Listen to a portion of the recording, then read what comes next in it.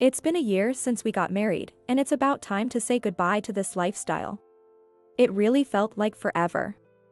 I'm so done with sharing the same air as Emily. Hearing Jake and Lily's conversation from the living room, I was suddenly startled and caught my breath. Their conversation was something I couldn't just ignore. I quietly concealed myself and listened to their conversation through the gap in the living room door while recording it on my phone.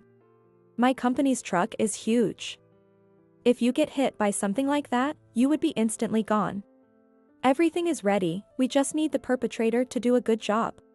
Dad, you're the worst. Well, it's not like there was any love from the start. As long as we can live a wealthy life, that's all that matters. Their conversation was chillingly far from what you'd expect in a family discussion. Feeling my whole body shiver, I fled the scene at once. Staying in that house any longer was dangerous. Shaking uncontrollably, I desperately thought about what to do next. My name is Emily, a 35-year-old who works in public relations at a real estate company. I joined the real estate company because my father, Kenneth, who is a wealthy landlord, wanted me to gain knowledge in anticipation of inheriting his properties someday. Thanks to some of my father's advice, I also own some land and apartments, which provide me with passive income. I was placed in the public relations role following a suggestion from my boss, Kevin. I spent my 20s in sales, but I was rotated to public relations to learn the ropes. Both sales and public relations are fulfilling, and I work from early in the morning till late at night. It was the advice from that Kevin over drinks that made me, such a workaholic, start to think about marriage. Emily, you're perfect at your job. So now, you just need to find a kind and loving husband. Kevin suggested with tipsy enthusiasm. Kay, a colleague, responded. That's a compliance violation. Kevin was rebuked and shunned. But I wasn't really upset about it. After all, Kevin was right. I too have a desire to get married. But if I say I haven't had the chance to think about marriage, would that sound like an excuse? Watch me find a wonderful husband. In a spirited response while tipsy, I agreed, though I had no idea that I would have a fiancé within a month. I met Jake at the same bar where I had the conversation about marriage with Kevin. Just 3 days after going out for drinks with Kevin and Kay, I found myself back at the same bar again. It's a popular spot near our office, frequented by most of our company's members. I actually enjoy drinking alone. So there I was, even though it was a Monday, sipping my beer alone. On a Monday night, the chances of running into other team members were slim. It was a strategic move. Hey, are you here alone? Mind if I join? The casual invitation came from a man seated next to me at the bar counter. Yes, sure. I was honestly very surprised. In my life, I've never been approached by a stranger like this. It's probably due to my appearance. To be blunt, I'm not what most would consider pretty. My round face and proportionally small facial features have always been my complexes. Yet here I was, at 35, for the first time in a pub being approached by a man, which was as surprising as it was pleasant. Most women would probably refuse such an invitation, but thanks to the alcohol, I readily agreed. Thanks. I'm Jake. I'm a long-haul truck driver. Nice to meet you. He casually asked for a handshake. Amused by his cheerful demeanor, I took his hand. I'm Emily. I work for a real estate company. Nice to meet you. Maybe I came off a bit formal. But Jake didn't seem to mind and started talking about himself. He asked about my personal life too, and soon I was caught up in his pace. I even ended up sharing that my father is a wealthy man, though I didn't have to. During our conversation, I found out that Jake and I are the same age. Delighted, I ended up sharing things I normally wouldn't with someone I just met. I'm embarrassed to say, I've never been in a relationship with a man before. At first, Jake was taken aback by my words. Why not date me then, he suggested casually, and I was utterly stunned. But come on, think of it as practice. Well, it was a strange turn of events, but at that moment, I was completely drunk. All right then, let's do it. Before I knew it, that was my response. And so, our relationship began just one day after we met. Surprisingly, things with Jake progressed smoothly, and about a month after we met, he proposed. I was shocked, but Jake argued that we're both 35 and it's better to move quickly, so I accepted his proposal without much resistance. I reported this to Kevin. "What? Emily, you're getting married," he exclaimed, almost dropping to the floor in surprise. "That's right. But I'll continue working just as hard." "Is that so?" "Well, congratulations." Was it my imagination, or did Kevin seem a bit down? Regardless, once our marriage was acknowledged by others, it felt like my married life with Jake was just around the corner. 2 weeks after the proposal, we got married. My parents were stunned but pleased with my hasty marriage. Although Jake may seem flippant and frivolous in his manner of speaking, he's actually very amiable and quickly makes friends with anyone. That's probably why my parents liked his character so much. After getting married, I moved into Jake's apartment. It was a small apartment, and honestly, it felt cramped compared to the apartment I lived in alone. "Come on in." I entered his apartment feeling somewhat apprehensive. Then, from the back of the room, I heard footsteps that made me jump. At first, I thought he might have a large dog, but it turned out to be the voice of a young girl. "Is this my new mom?" "Wow.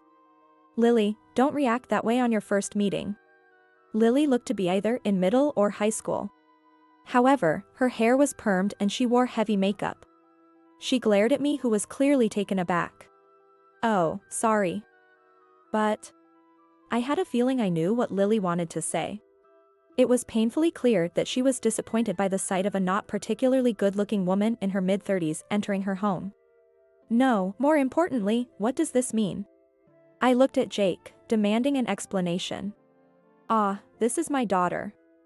She's 16. I didn't mention it, but I was married once before when I was 18. But really, that doesn't matter, right? Because it's you, Emily, that I love now. Marriage, a daughter." I had no idea. Words can't describe how shocked I was at the time. This could well fall into the category of marriage fraud, but having just married, I was simply overwhelmed and confused by this revelation. "I'm going out with my friends now," Lily said, leaving the scene swiftly. I brooded over the situation. "Emily, make some dinner," Jake requested without giving me a chance to think, pushing me into this distorted married life. Despite the unexpected revelation of Jake having a daughter, upon reflecting more calmly, it didn't seem all that bad. At 35, I might not be able to have my own children, and since Lily is already in high school, it's not like I have to raise her. I tried to look on the bright side as much as possible. However, our marriage life faced other problems. 3 months into our marriage, I started to wonder why Jake and I had not been intimate. We've never been intimate since we got together. We're newlyweds, not a couple that's been married for years. I felt lonely because Jake never approached me romantically. Jake, being a long-haul truck driver, had irregular hours at home. Yet, it's not like our days off never coincided. On his day shifts, we would go to bed together at night. Despite our mismatched life rhythms, the absence of intimacy made me wonder if it was because I was not attractive. After much worry, I mustered up the courage to subtly make a move on Jake. "Sorry, I'm tired, maybe next time." He brushed me off casually. With no experience in relationships, I couldn't press Jake further and went to sleep with my feelings of discontent. Still, I could have endured the lack of intimacy. But the problems didn't stop there. The cause was none other than Lily. As I mentioned earlier, Lily had a very flashy appearance, and her friends were just as loud. I was frequently called to Lily's school by teachers who warned me about the poor behavior of the friends she hung out with. Although the teachers, knowing I was a stepmother, showed some sympathy, Lily's face showed she didn't care if I was scolded in her place. Why was I the one to face this? I was deeply shocked. One day, Lily mentioned she was bringing friends home, and I had a bad feeling about it. When I returned home from work on a Friday night, there was Lily and 3 friends, lounging in the living room with snacks and soft drinks. Of course, they were part of the flashy group she always hung out with. It would have been fine if it ended there, but the floor was littered with snack crumbs, and stains from spilled drink had marked the carpet.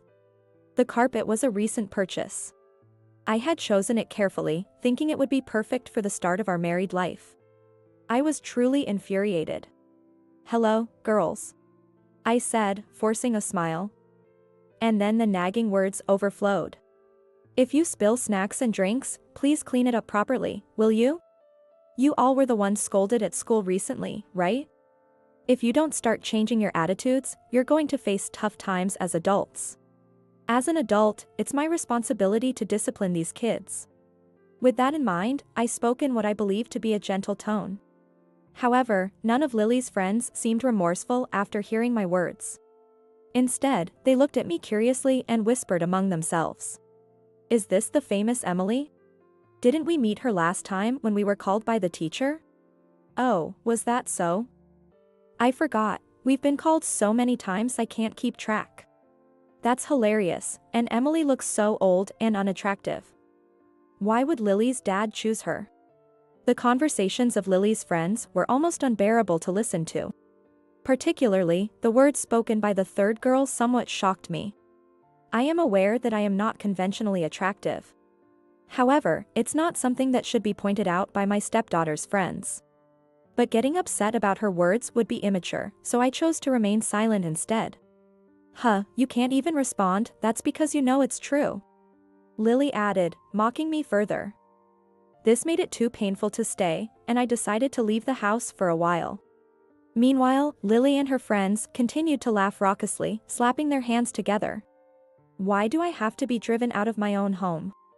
I pondered, cursing this unjust situation as I aimlessly wandered outside until Lily's friends had gone home. This kind of life continued for about a year. Jake and I had never been intimate since our marriage. Lily, as usual, did not acknowledge me as her mother, always giving me cold looks. The number of times I was called to the school increased, and eventually, the teachers, exasperated, began to raise their voices at me as if they had forgotten I was a stepmother. "We really need you to provide guidance at home," they would say. This repeated situation must have been frustrating for the teachers too. Each time I was summoned because of Lily, I couldn't help but think, why must I endure this? Yet, my daily life took an unexpected turn towards the end of my marriage. It happened on a Wednesday evening. I had told Lily that I might be late returning home due to a backlog of work from the previous day before I left the house.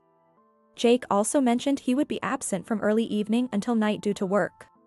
However, when I arrived at the office, the situation was different. The pile of documents that should have been stacked on my desk was neatly gone. At that moment, Kevin approached me. "Emily, you seemed tired lately, so I took care of it for you yesterday," he said. "Thank you." I hastily expressed my gratitude, and Kevin grinned and returned to his desk. Honestly, I had expected to work late again today, so Kevin's kindness was much appreciated. As a result, I didn't have to do any overtime, and in fact, since there was no other work left, I could go home a bit earlier than usual. Since I could get home early, I thought I'd make Jake's favorite stew for dinner. With that plan in mind, I arrived home, but something puzzled me. Jake's shoes, which should not have been there if he was supposed to be at work, were at the entrance. Thinking perhaps he had unexpectedly taken the day off, I was about to open the living room door when I heard Jake and Lily's voices and paused with my hand on the doorknob. It's been a year since we got married, so it's about time to say goodbye to this life. It really felt like forever. Please, give me a break. I just can't stand breathing the same air as Emily anymore. I was shocked to hear Jake and Lily's conversation from the living room. Say goodbye to this life. What could that mean? Their conversation was not something I could ignore. I quietly concealed myself and listened through the gap in the door, recording their conversation on my phone. My company's truck is really huge. If you get run over by that, you will be instantly gone. Everything is set, we just need the perpetrator to do their part now. Dad, you're evil. Well, there was never any love from the start. As long as we can live a wealthy life, that's all that matters. Anyway, she's so foolish. A guy like me meets her in a bar, and if you charm her a bit, she'll spill everything right away. It's funny you say that as you did this yourself. But hey, thanks to Emily being naive, we found out about her ample assets, right? Really, she's such an easy target. Lily's laughter, filled with words too mature for a high school student, echoed as they laughed hysterically. Their conversation was chillingly far from what you would expect from a family. I felt the hairs on my body stand up and ran from the scene in haste. Staying in that house any longer was dangerous. If the content of their conversation was true, I could be attacked by the perpetrator arranged by Jake. Shaking uncontrollably, I desperately thought about what to do next. After leaving the house, I went straight to a law firm to discuss my divorce. Fortunately, I arrived just before they closed. I asked them to proceed with the divorce and waited around until it was late enough for Jake and Lily to be asleep. I spent an uneasy time throughout, feeling my body trembling. When the night deepened, I quietly returned home. I was careful not to make any noise. With a firm resolve never to return to this house, I took only the essentials and went back to my parents' house. It was late, and my parents were already asleep, so I silently went to my room and fell asleep. The next morning, my parents noticed my presence. "Oh, you're back?" they exclaimed, obviously surprised. "What happened all of a sudden?" "What about Jake?" my father asked with a puzzled look. "Well, I played the recording of last night's conversation between Jake and Lily for my parents." As they listened to the conversation, their expressions grew increasingly grim. After they had heard everything, my father spoke in a low voice. "Let's go to the police." "Yes, the police. This is a clear criminal plan, it makes sense to report it," I realized. In all honesty, I hadn't been able to think clearly since the day before, and even this obvious course of action hadn't occurred to me. I had only thought to use the recording if there was a dispute during the divorce proceedings. "We'll go to the police." I agreed with my father's suggestion, readying myself to go. Just then, my phone began to ring loudly. Startled by the sudden noise, I trembled. Since I rarely receive calls outside of work, I was drawn to the ringing and stared intently at the phone screen. Jake. The caller was none other than Jake himself. He must have woken up and found all my belongings were gone. It was clear why he was calling. I exchanged glances with my parents, silently asking, "What should I do?" "You don't need to answer. There's no need for you to listen to anything that man has to say." My father firmly suggested not to answer, but even after the call ended, it rang again. We waited patiently for the ringing to stop, but Jake was persistent. He called repeatedly, changing the intervals every minute, every 10 minutes, every 5 minutes. "This isn't getting us anywhere," I said. "Maybe we should just talk to him once, convince him, and have him agree to the divorce," I suggested, and eventually, my parents nodded in agreement. Determined to regain a peaceful life as soon as possible, I answered the call. "Hey, Emily. Where are you right now?" Jake barked as soon as I answered, and I instinctively pulled the phone away from my ear. I turned on the speakerphone and placed the phone where my parents could hear. "Where?" "I'm at work." I lied as convincingly as I could, trying to keep my voice steady. "What? Work? Then what's this all about?" "I came home late last night, packed my stuff and left," I answered. "There haven't been a lot of arguments, nor have I cheated. So why suddenly talk about divorce?" Jake's frustration was palpable in his voice. Indeed, as Jake said, we weren't a couple known for constant arguing, nor was there any infidelity. It's natural that he would find it strange if I asked for a divorce without any apparent reason. However, Jake is the mastermind behind a plot with Lily to endanger my life. He must also be aware of the terrible treatment I have received from Lily. And yet, he had the audacity to claim he didn't understand why I would want a divorce. I looked at my parents. I could tell they seemed eager to say something. They probably wanted me to expose Jake with the recorded audio. I had thought about going straight to the police without saying anything, but being pushed this far by Jake left me no choice. The time had come to let him know that I was aware of everything. Gripping my chest as it thumped loudly, I decided to confront Jake about the events from the previous evening. "Let me clear up a misunderstanding for you," I said. "I know what you and Lily have been planning." "What are you talking about?" Jake responded with a shrug, but his voice was slightly trembling. Given this reaction, there might be a chance to elicit a confession from him. I felt like a detective cornering a suspect and continued. "You said you came back late last night, but that was a lie. Actually, work ended early yesterday, and I got home around 5:30 p.m. To my surprise, I found your shoes at the entrance, even though you said you'd be at work from the evening. That could have been just a shift in your work hours, but we both know that wasn't the case, right? I methodically confirmed each fact with the tenacity of a predator cornering its prey. So what? And why are you lying about coming home early yesterday? Why all these lies? Jake's voice grew increasingly frantic over the phone. I felt a smirk forming inside as I crafted my next words. I thought you'd have figured it out by now, I continued. If you really can't imagine why, let me spell it out for you. Yesterday evening, I overheard you and Lily discussing a plan to kill me and take my inheritance. What? The air seemed to freeze as if Jake's breathing had stopped. He never imagined that I had heard his conversation with Lily the day before. But the reality was that I had heard everything. What are you talking about? Why would I think something like that? Emily, you must be misunderstanding something. It's true I was off work early yesterday and talking with Lily in the living room. We were just talking about her school, you know? Emily, haven't you been very tired lately? Why would I ever think of harming you, Emily? I love you so much. Jake decided to play dumb, brazenly lying in an attempt to manipulate me. But of course, I wasn't going to fall for that. I didn't want to hear his insincere declarations of love.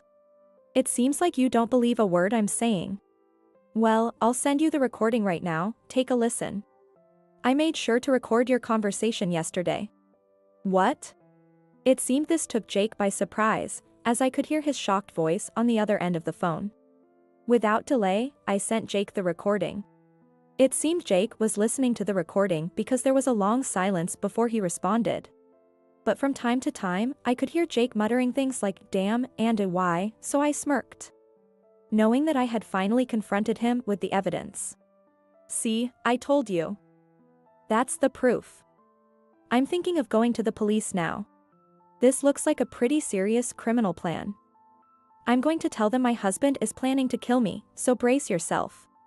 After listening to the recording, I calmly informed Jake. Wait a minute.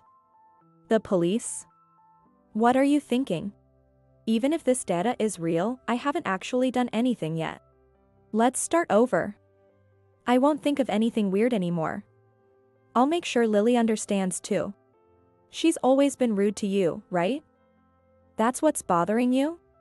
I'll let Lily live alone or whatever. Ah, but I don't have the money to let her live alone. Damn. I was planning to say goodbye to this poor life with your inheritance. Jake seemed to have admitted his guilt, but he didn't seem to have any intention of apologizing. If there really was love, he would have thought of me first and acted accordingly. Ultimately, I couldn't see a happy future with Jake, who only thought about money. I had completely given up on him. Staring into my parents' eyes, I took a deep breath. Jake, who do you think you are? Trying to reconcile after deceiving me, and sulking when things don't go your way. How rotten can you get? And isn't Lily also there with you, Jake? Plotting all this instead of going to school, I can't forgive her either. Yes. I had also noticed what I thought was Lily's breathing on the other end of the phone. What now? Sure enough, Lily's voice came through on the phone, making my parents gasp. I understand if you can't accept me as a mother. But I can't agree with you talking badly about me to your friends and joining your father's criminal plans. I'm planning to report you to the police too. Be prepared. What? Why should I have to deal with the police? It's my dad's fault for being poor. What did you say? As the two began to argue, I sighed in exasperation. You're both so noisy. Anyway, you're both heading to the police. By the way, my parents are here too, so there are plenty of witnesses. I spoke more firmly than usual, and Jake persisted. Hey. Wait a minute. If you're going to the police, at least apologize here. That's right. You've ruined our future plans. Jake and Lily said something that made me incredulous. What? I couldn't help but blurt out. It seems these two are rather dim-witted. Finally, the anger bubbling up inside me exploded. Why should I have to apologize to you too? It's you who should be apologizing. Don't ever bother me again. Goodbye. Without waiting for Jake and Lily's response, I ended the call on my own terms this time. Ah. This was for the best, right? Yeah. You did well. I can't believe Jake turned out to be such a terrible person. Anyway, I'm glad you are safe. Both of my parents let out sighs of relief. Neither I nor my parents ever thought that my marriage would fall apart in just a year. But, honestly, there's no way I could have had a happy life with someone who was planning to take my life. It's a sad outcome, but it's better than the worst possible ending. I've decided to think of it that way now. Jake apparently filed for divorce and sent me a message saying we're divorced. The morning's call must have really gotten to him. Of course, I went through a lawyer to claim compensation for emotional distress. Sometime later, I received a desperate message from Jake. Since we're divorced, can we drop the police matter, please? I ignored everything and delivered the recording to the police the next day. Jake and Lily were quickly arrested for planning a crime, and they must be being questioned by the police now. Jake had said he would use the company truck to commit the crime, and that plan also came to light at his workplace. Moreover, he had foolishly discussed the plan over the phone at work, and a colleague who overheard it reported it up to his boss. I'm appalled at Jake's foolish actions, but I'm relieved that karma always catches up with those who do wrong. Jake, of course, was fired from his company. He intended to steal my inheritance and live a wealthy life, but now, he's forced to live an even poorer life than before. Having lost his job and being claimed for compensation by me. If he hadn't been so greedy, he could have lived a peaceful life. I hope he enjoys his living hell. Lily, who had already displayed bad behavior at school, was expelled from school due to this incident. I believe that was the appropriate response. It's unfortunate for Lily, who has no mother, but she's in high school and old enough to judge right from wrong. This should have been a good lesson for her that your misdeeds are always punished. I hope Lily reflects deeply while at the police station. As for me, I've decided to live at my parents' home for a while. I told Kevin at work about my divorce after a year of marriage. Really? Maybe it's because I pushed you into marriage too hard. Sorry about that. Oh, but maybe that means I have a chance now. He said with a smug look, which surprised me. But at the same time, I was thrilled to learn that Kevin felt that way about me. I was thinking of staying single for a while, but I've known Kevin for a long time and he's a kind-hearted person who cares about his subordinates. Feeling that it might be okay to slowly think about the future with him, I accepted his invitation for the weekend. I have no idea what the future holds, but the uncertainty makes it exciting, and I'm grateful to Kevin for reminding me of that.